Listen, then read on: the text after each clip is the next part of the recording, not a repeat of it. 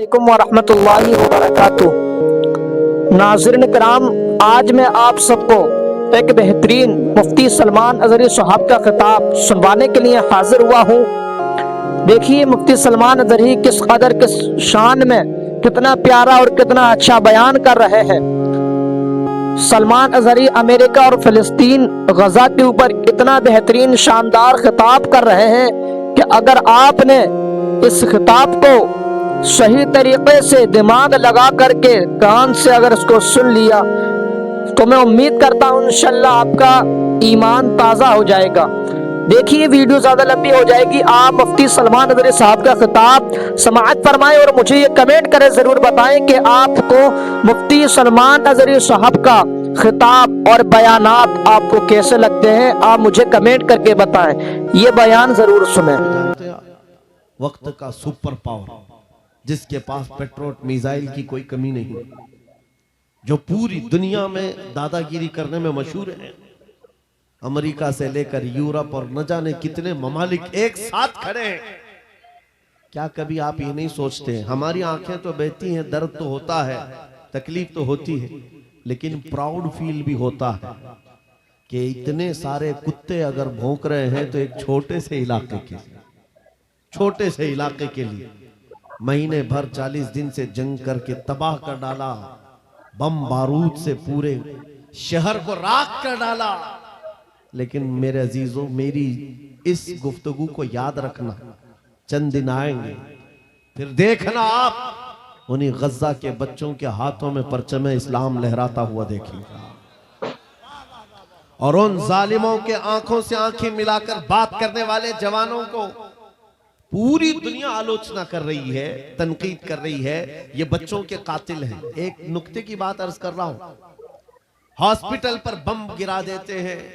आपको पता है फिलिस्तीन में अभी तकरीबन 8000 बच्चे मारे गए, जिनकी उम्र 6 महीने, साल भर, 2 साल, 4 साल, 5 साल। बच्चों को कोई भी निजाम से ताल्लुक रखने वाला हो रहम की नजर से देखता, किसी भी धर्म वाला हो, लेकिन ये जालिम क्यों बच्चों को मार रहे हैं पता है? वजह सिर्फ ये है, वो खौफ सता रहा है जो इकबाल ने 100 साल पहले कहा था, सुना है कुदसियों से मैंने कि वो शेर फिर होशियार होगा। इकबाल ने कहा था, सुना है कुदसियों से मैंने कि वो शेर फिर होशियार होगा। कौन सा शेर? निकल करके सहरा से जिसने उलट दिया था तख्ते रोमा को, वो शेर फिर होशियार होगा। ये इजराइली वही काम कर रहे हैं जो इनके बाप दादा फिरौनी ताकत किया करते थे। फिरौन को नुजूमियों ने बताया था कि एक बच्चा पैदा होगा जो तेरी सल्तनत को हिलाक कर देगा, और इस खौफ से उसने 1 साल के अंदर 12,000 बच्चों को कत्ल कर डाला था। नुजूमियों ने बताया था फिरौन के ख्वाब की ताबीर में 12,000 बच्चों को कत्ल कर डाला, लेकिन जो बच्चा इसकी सल्तनत को हिलाक करने वाला था वो मूसा अलैहिस्सलाम थे। पैदा भी हुए हैं और फिरौन के घर में ही अल्लाह ने उनको पाला। आपको पता है, तफसीर उठा करके देख लें, जब हजरत मूसा अलैहिस्सलाम की माँ, उनकी विलादत का वक्त करीब आया तो तहखाने में गई, बेटा पैदा हुआ। हालात ऐसे थे कि फिरौन जो भी बच्चा पैदा होता ज़बह कर देता था। कुरान में आया, युज़ब्बिऊना अब्नाअहुम व यस्तहयूना निसाअहुम, लड़की पैदा होती तो जिंदा छोड़ देते थे, बेटा पैदा होता तो ज़बह कर देते थे। अब मूसा अलैहिस्सलाम जब पैदा हुए तो क्या किया? खुदा की तकदीर और उसकी हिकमत के फैसले आपको मैं बता रहा हूँ, तफसीर से ताल्लुक रखने वाली बात। अल्लाह ताला ने मूसा अलैहिस्सलाम की माँ के दिल में ये बात डाला कि एक लकड़ी के संदूक में इनको रख करके दरिया में बहा दो।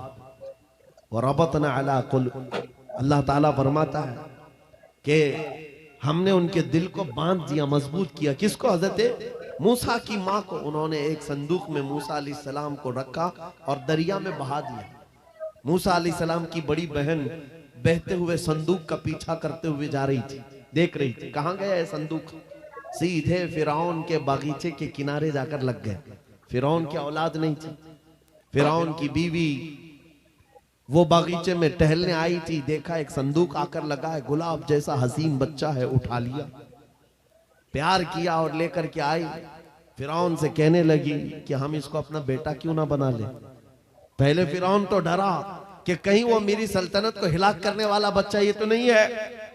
बीवी ने कहा कैसी बात करते हो, ये तो दरिया से बहकर के आया है, तुम्हें पता नहीं मौला कहां से बहाकर तुम्हारी हिलाकत को लाए। तुम्हारी हिलाकत कहां से आएगी तुम्हें अंदाजा भी नहीं है। सुनो मेरी बात को। फिरौन ने बीवी की बात मान ली। मूसा अलैहिस्सलाम की परवरिश फिरौन के घर में हो रही है, फिरौन के घर में, और वो भी किस शान से। मूसा अलैहिस्सलाम पैदाइशी बच्चे हैं, दूध पिलाने की बात आई तो किसी दाया का दूध आप पकड़ते नहीं। मूसा अलैहिस्सलाम की बहन भी वहां खड़ी सब देख रही थी। फिरौन की बीवी से कहा मैं एक दाया को जानती हूं जिसका दूध हर बच्चा पकड़ लेता है। कहा बुला लाओ, हम शाही खजाने से उसे इनाम भी देंगे। वो गई और अपनी माँ को ले आई, अपनी माँ को ले आई। मूसा अलैहिस्सलाम अपनी माँ के गोद में गए, जैसे ही सीने से लगाया दूध पीने लग गए। बादशाहत में खुशी, और मूसा अलैहिस्सलाम की माँ को इनाम और इकराम भी दिया गया। हर बच्चे की परवरिश के लिए मूसा अलैहिस्सलाम की माँ को फिरौन के घर में रखा गया। तुम्हें पता है रब तबारक व तआला की हिकमत के फैसले। वमकरू वमकरल्लाह वल्लाहु खैरुल माकिरीन। मेरा रब फरमाता है काफिर मंसूबा बनाते हैं और अल्लाह खुफिया तदबीर करता है, और रब की खुफिया तदबीर गालिब आती है। मूसा अलैहिस्सलाम जवान हुए फिरौन के घर में, फिरौन के घर में जवान हुए। उसके बाद फिर आपने जब अपनी नबूवत के बाद दावत हक पेश की तो फिरौन जानी दुश्मन हुआ। उसके बाद जो हालात हुए आपको पता है। फिरौन मूसा अलैहिस्सलाम को मारने के लिए पूरी फौज लेकर पीछे निकला। मूसा अलैहिस्सलाम समंदर में चल करके आगे गए, रास्ते आपके लिए खुल गए। फिरौन भी उसी रास्ते पर आया। अल्लाह फरमाता है कि हमने समंदरों को मिला दिया, गर्क कर दिया फिरौन को। एक छोटी सी तारीख में आपको बता रहा हूं, 12,000 बच्चों का कत्ल किया इस डर से कि मुझे हिलाक करने वाला बच्चा ना पैदा हो। लेकिन जो बच्चा तेरी सल्तनत को हिलाक करने वाला था वो तेरी नाक के नीचे परवरिश पा रहा था। आज इन जालिमों ने गद्दा के हजारों बच्चों को सिर्फ इसलिए मारा है कि ये बड़े होकर के मुजाहिद ना बन जाए, ये बड़े होकर के हमें आंख दिखाने वाले ना बन जाए। और बाज़ाब्ता स्टेटमेंट में ये कहते भी हैं इन बच्चों को कत्ल करने से हमें कोई खौफ नहीं, कोई आपत्ति नहीं है, कोई तकलीफ नहीं है, इसलिए कि बड़े होकर के ये हमें आंख दिखाने वाले बनेंगे। ये डर तुम्हारा बता रहा है।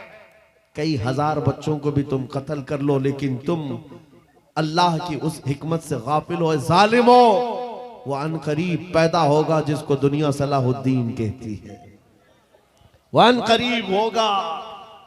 मेरे अजीजों, आज के नौजवानों से मैं ये कहता हूं, तुम्हारे दौर में भी ये डरा सहमा हुआ जो माहौल है, लोग बनाने की कोशिश कर रहे हैं। अभी देखना और हालात खराब किए जाएंगे। हमारी हुकूमत आएगी तो मस्जिदों को तोड़ डालेंगे, मदरसों को तोड़ डालेंगे। इन जालिमों को लगता है तुम्हारे सारे बिल्डोजर में ही ताकत है। सिर्फ ताकत इसी का नाम है। राज मिल जाए, तख्त मिल जाए, उस वक्त कुछ लोगों के ऊपर जुल्म करना आसान है। जिस तरह चंगेज ने भी किया, हलाकू ने भी किया, बड़े बड़े जालिमों ने किया है, और उनका हशर भी तुम्हें मालूम होना चाहिए। इंशाअल्लाह वो वक्त आएगा जब खसो खाशात की तरह तुम बहा दिए जाओगे, अखबारों में तुम्हारा नाम तक ना होगा। और अगर कुछ बाकी रहेगा तो क्या रहेगा? न घबराओ मुसलमानों, अभी खुदा की शान बाकी है, अभी इस्लाम जिंदा है, कुरान बाकी है। ये जालिम काफिर क्या समझते हैं जो रोज हमसे उलझते हैं? अरे अभी करबला का आखिरी मैदान बाकी है। नारे तकबीर, नारे रिसालत, मुहाफिज़े नामूसे रिसालत, मसलके आला हजरत। नौजवानों, इस यकीन और के साथ और ईमान के साथ अपनी जिंदगी को आगे बढ़ाओ। खुदारा मैं तुमसे कहता हूं, अगले दिनों के बाद जब तुम्हारे इम्तिहान का वक्त आएगा, हर उस्ताद अपने बच्चे को इम्तिहान की तैयारी करा रहा होता है। बेटा सवालात ऐसे आएंगे, टाइम इतना होगा, स्क्वाड भी होंगे, चेक करने वाले एग्जाम हॉल में बार बार आएंगे, तुम्हें देखेंगे। उस वक्त तुम खौफ से अपने हाथ में कपकपी नहीं पैदा करना, दिल को जमाना और अपना इम्तिहान मुकम्मल करना। यह हर उस्ताद अपने बच्चों को तरकीन करता रहता है। अज़ीज़ान गिरामी वक़ार, इस मिंबर नूर से मैं आपको इस बात की तलकीन करके जाता हूं, इम्तिहान की घड़ी अनकरीब आने वाली है आपके साथ भी। और जो इम्तिहान तुम्हारा होगा वो इस्तिकामत का इम्तिहान होगा, तुम्हारे ईमान पर जमे रहने का, तुम्हारे डटे रहने का इम्तिहान होगा। देखना, बहुत सारे पार्टी बदल लेंगे, बहुत सारे मसलहतों के पर्दों में छुप जाएंगे, बहुत सारे लोग किसी की धोती में पनाह ले रहे होंगे, कोई किसी की साड़ी में पनाह ले रहा होगा, लेकिन जो आशिक़ मुस्तफा है वो बढ़ चढ़ करके ये ऐलान कर रहा होगा, अपना सब कुछ गुंबद खजरा कल भी था और मेरे नबी से मेरा रिश्ता कल भी था। और बस इस बात के साथ तुम्हें जमे रहना है, यकीन के साथ, एतमाद के साथ। अज़ीज़ान गिरामी वक़ार, कौन सी ऐसी ताकत है, कौन सी ऐसी कुव्वत है जिसने इस्लाम को खत्म किया या खत्म करने की ताकत रखती है? अल्लाह करीम जल्ल शानुहु खुद कुरान पाक में फरमाता है, युरीदूना लियुत्फिउ नूरल्लाहि बिअफ़वाहिहिम व यअबल्लाहु इल्ला अन युतिम्मा नूरह। अल्लाह फरमाता है, ये जालिम अपने मुंह के फूंकों से इस्लाम के चिराग को बुझाना चाहते हैं और अल्लाह तबारक व तआला इस चिराग को मुकम्मल करके रहेगा। दीन इस्लाम, अभी आप सुन रहे थे, इस्लाम था, इस्लाम है, इसके साथ कुछ नहीं होना है, आपका इम्तिहान होना है। हमारे मरने के बाद अल्लाह ताला इस दीन की हिफाजत के लिए औरों को पैदा करेगा। वो कादिर मुतलक चाहे तो सख्त जानी दुश्मनों से भी ईमान वाले पैदा कर सकता है। हाँ, ये बात याद रखिए आप। ततारी जिन्होंने बगदाद को हिलाक करके रखा था, रब तबारक व तआला ने उन्हीं के सीनों में ईमान की दौलत दी और वो मुहाफिज़े इस्लाम बन गए। हमारे दौर में भी जितने आतंक मचा रहे हैं, कल इनके बच्चे ये नारा लगाएंगे, इस्लाम था, इस्लाम है, इस्लाम रहेगा। हाँ, जितने आतंकवादी हैं सब नारा लगाएंगे इंशाअल्लाह। आप इंतजार करें इस बात का, लेकिन तुम अपने इम्तिहान में जमे रहो, डटे रहो। अगर तुमने नबी पाक सल्लल्लाहु अलैहि वसल्लम के इस दीन के साथ, इस शरीयत के साथ नाइंसाफी की, तो कल मेरे आका को क्या जवाब दोगे? कल मैदान क़यामत में तुम्हें खड़े होना है, हुजूर पाक सल्लल्लाहु तआला अलैहि वसल्लम की बारगाह में जवाब देना है। अगर मेरे आका ने पूछ लिया कि जिस वक्त मेरी शरीयत पर हमले हो रहे थे, जिस वक्त मेरे दीन को कुत्ते नोचने की कोशिश कर रहे थे, ऐ नौजवान बता तू मेरी सुन्नतों के साथ कितना अमल कर रहा था? तुम क्या जवाब दोगे? आका, मैं आपकी दाढ़ियां निकाल करके गटर नालियों में फेंकता था, मैं यहूदियों और ईसाइयों के तरीकों पर चलता था। क्या तुम नबी पाक को यह जवाब दोगे? आका, रात भर मैं गाने सुन करके सोता था, सुबह फजर की नमाज कज़ा करता था, ये जवाब दोगे? क्या जवाब दोगे? आपके पास अगर जवाब नहीं देने की ताकत है तो आज ही बदल डालो, जिंदगी बदल डालो, आज इनकलाब ले आओ। देखना, मैं अक्सर ये बातें कहता हूं ना, मैं चाकू छुरी की बात करता हूं, ये तो शायर लोग तलवार उठाने की भी बात करते हैं। हाँ, ये कहते भी हैं समझौता नहीं होगा, तलवार उठ जाएगी। मैं तो तलवार की भी बात नहीं करता। अरे प्लास्टिक का ब्लेड भी रख लो तो कल को हमको आतंकवादी घोषित कर दे। बम, बारूद, बंदूक, किसी चीज की बात नहीं करता, सिर्फ इतनी बात करता हूं, नबी पाक के इश्क में मलबूस होकर तुम सिर्फ रास्तों में चलते फिरते रहोगे, तुम्हारी चलत फिरत से कई कीड़े यूं ही मर जाएंगे। हक है, वाह वाह, बहुत खूब। हुजूर पाक की सुन्नतों में वो दम है, वो असर है, तुम्हारी चलत फिरत से कई कीड़े फना हो जाए।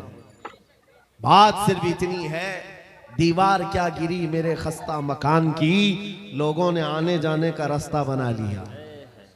होता यही है, कोई पुराना घर गिर जाए ना, लोग इधर से उधर आने का रास्ता बना लेते हैं। आज हमारी जमात के अंदर इंतशार हुआ, नौजवानों में आवारगी आ गई तो हर कुत्ता हमको ही टारगेट करने लग गया। हर कुत्ता हमें ही भौंकने लग गया। मेरे अजीजों, शिद्दत से आज उस सलाहुद्दीन अय्यूबी की बात याद आती है। क्या आपको पता है, उनका दौर ऐसा है कि यहूदी माएँ, ईसाई माएँ अपने बच्चों को थपकियां देकर सुलाती थी, कहती बेटा सो जा, नहीं तो सलाहुद्दीन आ जाएगा। हालांकि जुल्म से कोई तख्त नहीं बिछाया था, सुन्नते मुस्तफा का रौब ऐसा कायम था, हुजूर के इश्क का रौब कायम था, जिसकी वजह से पूरी दुनिया में उनकी तूती बोलती थी। आज करोड़ों की तादाद में है, करोड़ों की तादाद में जालिम हमें आंख दिखा रहे हैं। हमारे बच्चों का कत्ले आम, हमारी औरतों की इज्जतें नीलाम, हमारी गर्दनों पर राज, और बगैर किसी खौफ के शायर इस्लाम पर भौंकना आज की आदत सी बन गई।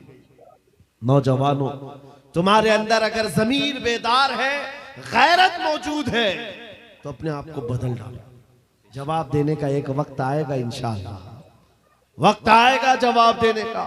लेकिन पहले मैं आपसे सिर्फ इतनी इल्तिमास करता हूं कि अपने आप को बदल लो। कल को हमारे पास फख्र होगा, फख्र के साथ किसी मैदान में उतरेंगे, वो तुम्हारी होलियों को ऊपर से नीचे देखते रहे और पूछते रहे ये कौन सी मखलूक है, ये कहां से आई हुई जमात है, तो हम सीना तान करके कहेंगे ये मोहम्मद अरबी के शेरों की जमात है। वक्त आज क्या हम दिखाएं लोगों को? गुटखा खाने वाले लोग दिखाएंगे। अल्लाह अकबर, अल्लाह। हम नौजवानों को बालियां पहने हुए, हाथों में चूड़ियां पहने हुए, चोटियां डाले हुए, जीन्स फटी हुई, अल्लाह और बालों में दाढ़ियों में डिजाइन किए हुए ये नौजवान ला करके हम खड़ा करेंगे। मेरे अजीजों, दुनिया के ऊपर अगर हैबत तारी होती है तो सिर्फ आशिकाने मुस्तफा से होती, हुजूर के गुलामों से होती है। आज से 3 साल पहले पैरों से माजूर एक खादिम हुसैन ललकारता था, है हक है। वाह व्हील चेयर पर बैठ करके ललकारता था। अरे सफेद दाढ़ी हो चुकी, उम्र काफी है, सफेद दाढ़ी, पैरों में माजूरी, लेकिन पूरी दुनिया में ऐसी हैबत तारी कि यूरोप की जमीन भी हिलती नजर आए। हॉलैंड की पार्लियामेंट में बाज़ाब्ता उनको लेकर कहा जाए ये आदमी मोस्ट डेंजरस है, बहुत ज्यादा डेंजर है। हम सोचते हैं ये तो पैरों से माजूर सफेद दाढ़ी वाला व्हील चेयर पर बैठा हुआ तुम्हारे लिए कैसे डेंजर हो गया? तुम्हारे पास तो बहुत बड़े बड़े मिसाइल, एटम बम है, सब कुछ है। पता ये चला कि रब तबारक व तआला जो हैबत डालता है वो आशिक मुस्तफा की हैबत डालता है। हक है। नबी पाक की सुन्नतों पर आमिल। या रसूल अल्लाह, या रसूल अल्लाह।